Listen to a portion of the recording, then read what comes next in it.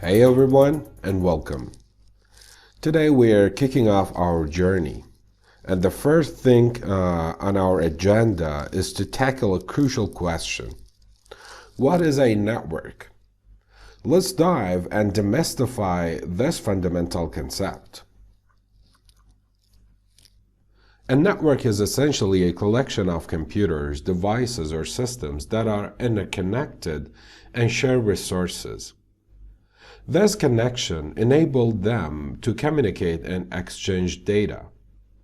Networks can be as small as a connection between two devices in a home, or as vast as the internet, linking millions of devices worldwide. In simpler terms, think of a network as a digital community where devices talk to each other, share information, and work together to enable communication and resource sharing. Understanding networks is fundamental in the world of IT, forming the backbone of various technologies and services. Let's dive into some clear and real-world examples to illustrate the concept of a network.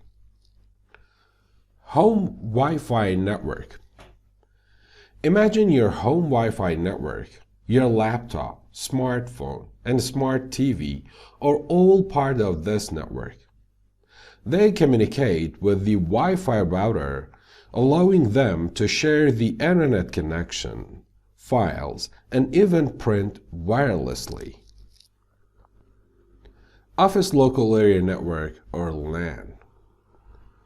In an office setting, there is typically a local area network, or LAN.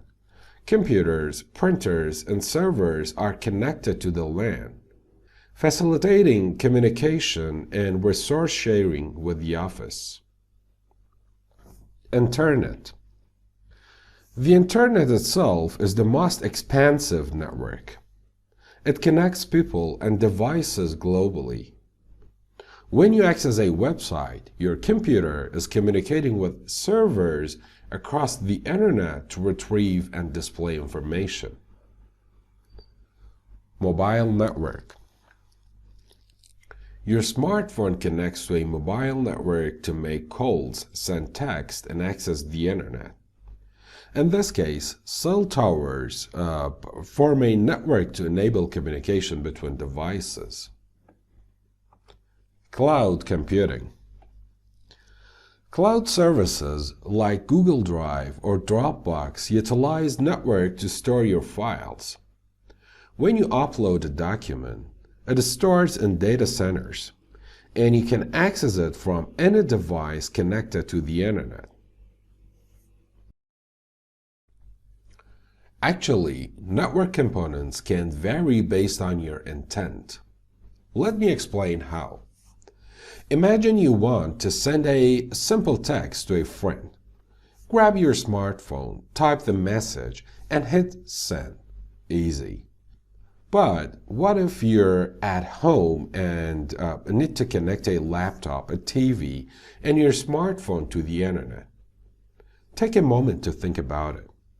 In this scenario, you'd need a central device like a wireless access point to make these connections happen in your home.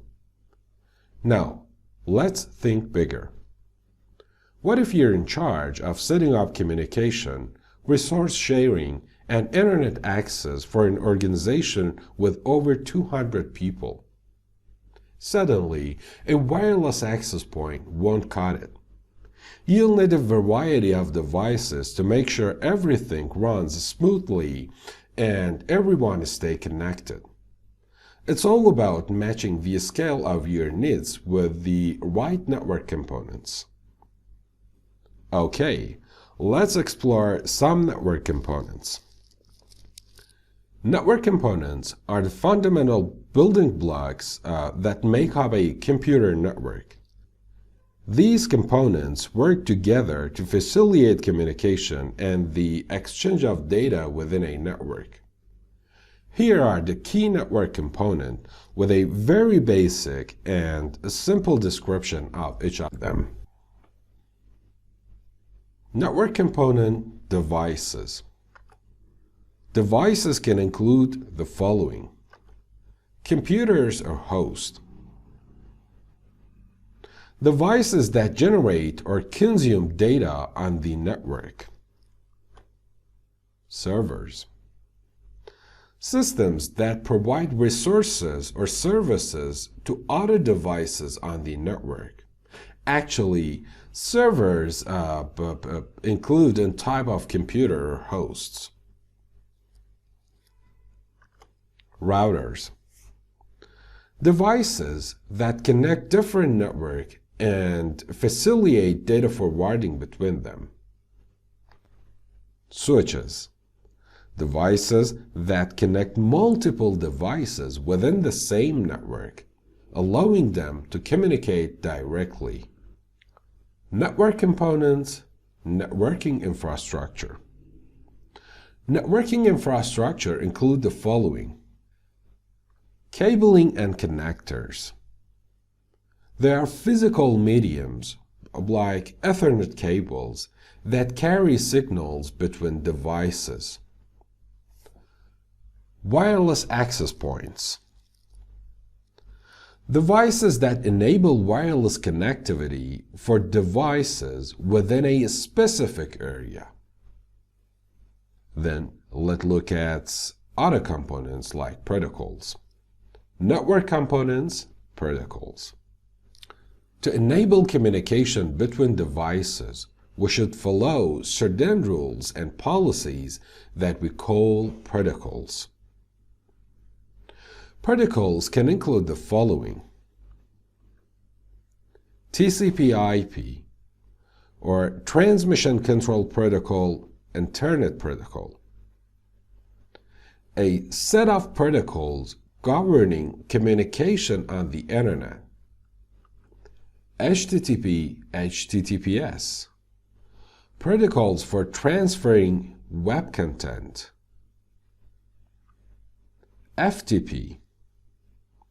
Protocol for transferring files over a network. DNS.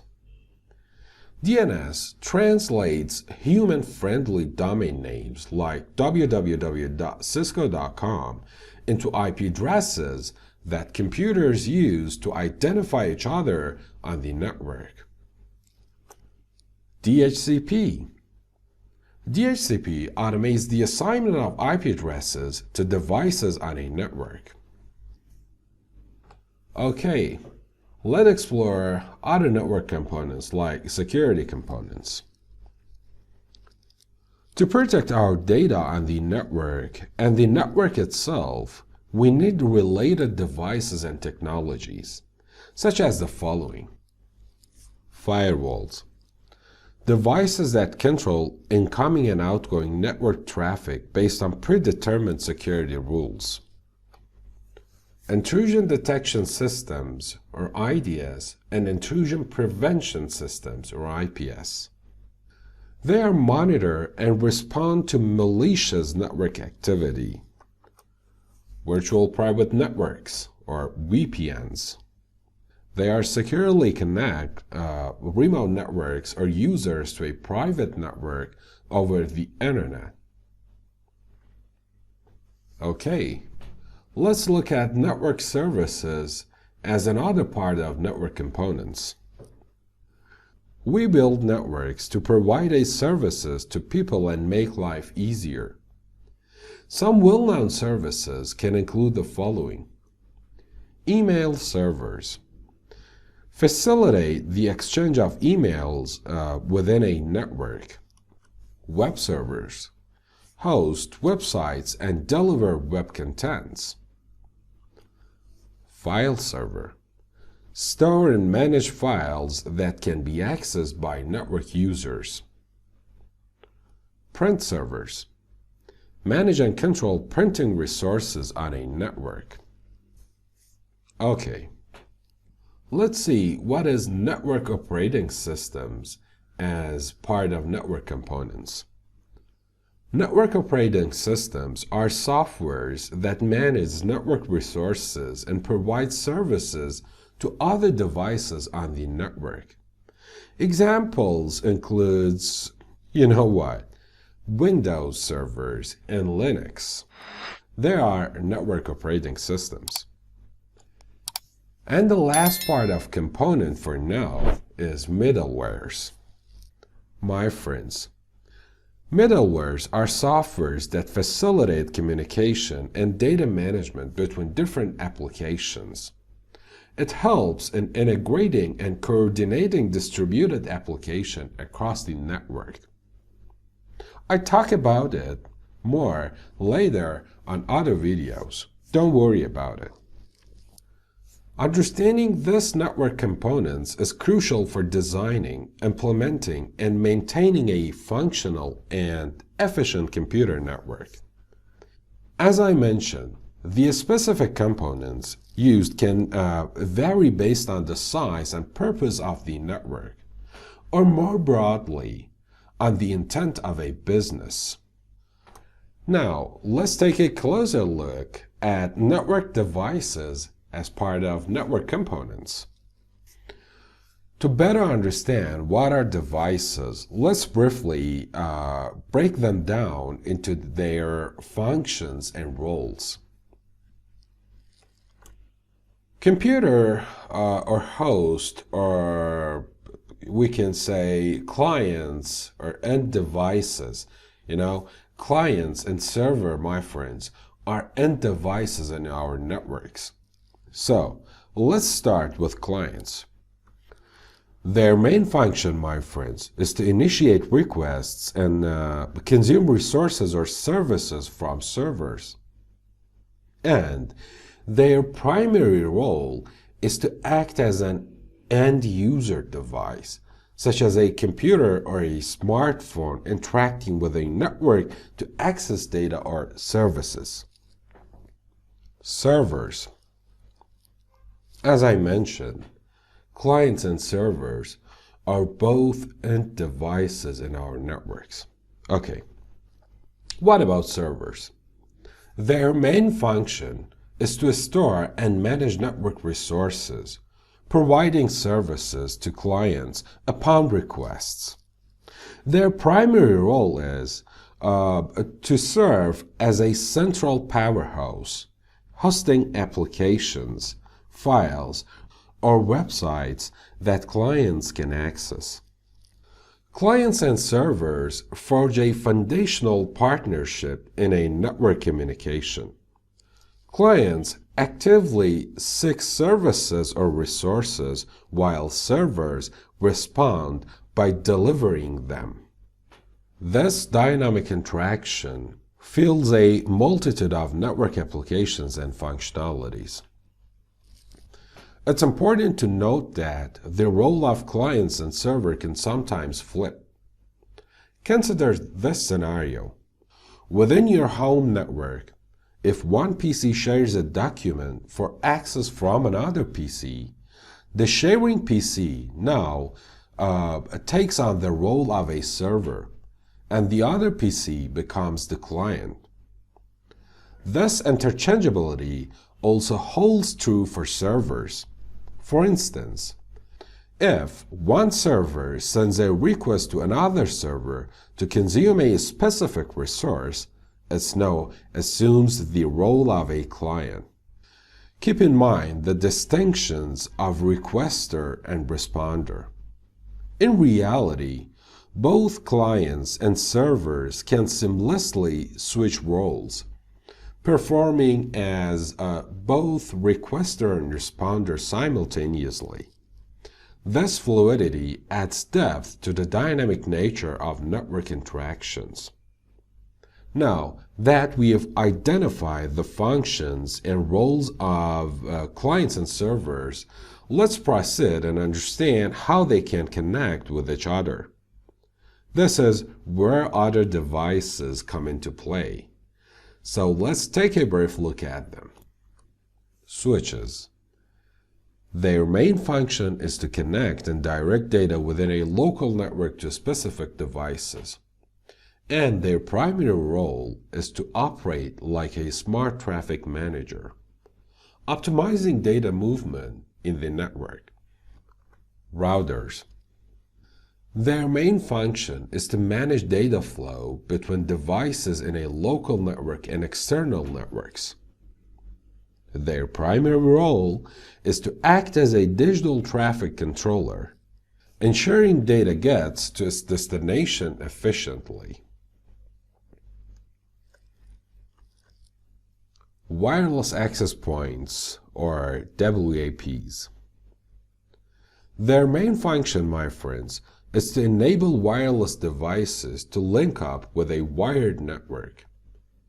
Their primary role is to provide Wi-Fi connectivity for gadgets such as smartphones, laptops, and tablets, and so on.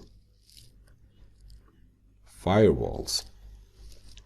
Their main function is to monitor and control incoming and outgoing traffic, prioritizing security, and their primary role is to serve as a digital security guard for the network.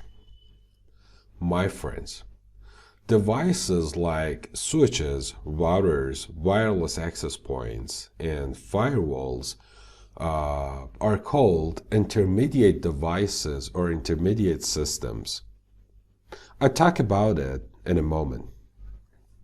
Okay, with this exploration, we come across two important questions. Question 1. Are there any other devices that should come into play? The short answer, it depends. Depends on the specific needs and the scale of the network. Question 2. Should all networks use these devices? Once again, the short answer, it depends.